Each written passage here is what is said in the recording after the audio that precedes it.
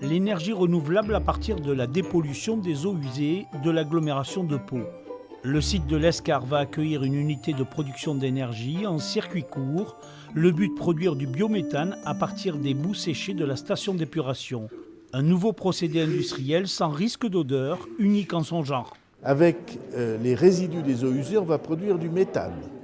Et on va produire du méthane parce qu'on aura réussi à déshydrater, à sécher les boues usées sans avoir besoin d'incinération.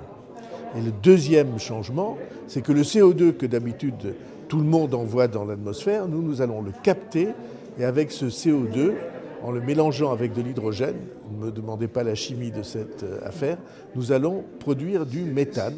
Ce gaz naturel sera injecté dans le réseau de chaleur de l'agglomération paloise.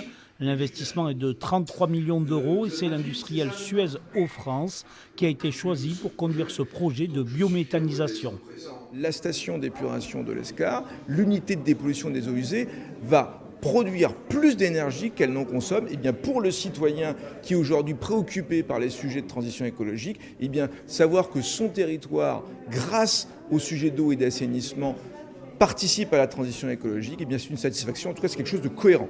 Les travaux seront lancés sur le site de l'Escar début 2022 pour un démarrage de la production de biométhane à l'automne 2023.